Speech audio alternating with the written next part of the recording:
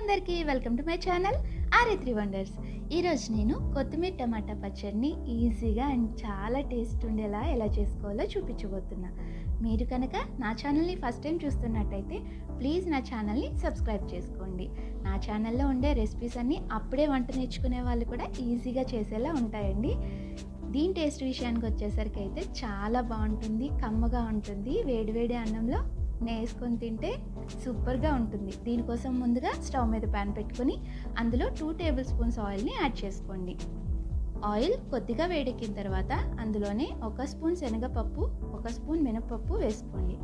పప్పులు బాగా వేగిన తర్వాత ఇందులోనే 1 స్పూన్ ధనియాలు, 1/2 స్పూన్ జీలకర్ర కూడా యాడ్ చేసుకోండి. ఇవన్నీ మంచిగా వేగిన తర్వాత ఇందులోనే ఒక 12 పచ్చిమిర్చిని ఘాట్లుగా పెట్టి వేసుకోండి. ఇక్కడ నేను మొత్తంగా పచ్చిమిర్చి వాడుతున్నా. మీరు 1/2 పచ్చిమిర్చి 1/2 ఎండుమిర్చి కూడా వాడచ్చు. పచ్చిమిర్చి కూడా వేగిన తర్వాత ఒక 1/2 కిలో టమాటాలను ఇలా పెద్ద ముక్కలుగా కట్ చేసి వేసుకున్నాను. టమాటాలు కొద్దిగా మగ్గిన తర్వాత ఇందులోనే ఒక చిన్న చింతపండు వేసుకోండి. చిన్న నిమ్మకాయ ఉంటుంది కదా, ఆ సైజు చింతపండు అయితే సరిపోతుంది. ఇలా టమాటాలు మెత్తగా అయ్యేంత వరకు మగ్గించుకోవాలి.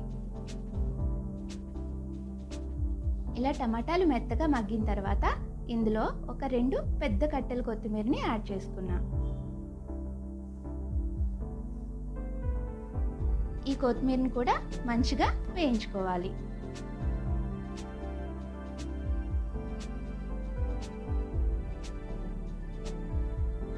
ఇలా వీడియోలో చూపిస్తున్నట్టు మగ్గిన తర్వాత ఇందులోనే ఒక 10 వెల్లుల్లి రెబ్బలను కూడా యాడ్ చేసుకోండి.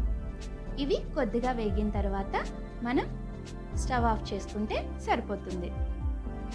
ఇలా స్టవ్ ఆఫ్ చేసిన తర్వాత ఈ మిక్చర్ మొత్తం చల్లారేంత వరకు ఉంచుకోవాలి. ఇలా పూర్తిగా చల్లారిన తర్వాత ఇందులోనే మీ రుచికి తగినంత ఉప్పుని యాడ్ చేసుకోండి.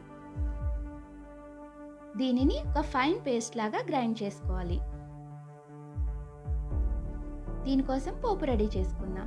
స్టవ్ మీద ప్యాన్ పెట్టుకొని అందులోనే ఒక టేబుల్ స్పూన్ ఆయిల్ యాడ్ చేసుకోండి. అందులో శనగపప్పు, మినప్పప్పు, కొద్దిగా జీలకర్ర, ఎండుమిర్చి, కరివేపాకు యాడ్ చేసుకోవాలి. ఈ పోపు మొత్తం మంచిగా వేగిన తర్వాత మనం ముందుగానే గ్రైండ్ చేసి పెట్టుకున్నాం కదా పచ్చడి, దాన్ని యాడ్ చేసి పోపు మొత్తం పచ్చడితో కలిసేలాగా కలుపుకోవాలి.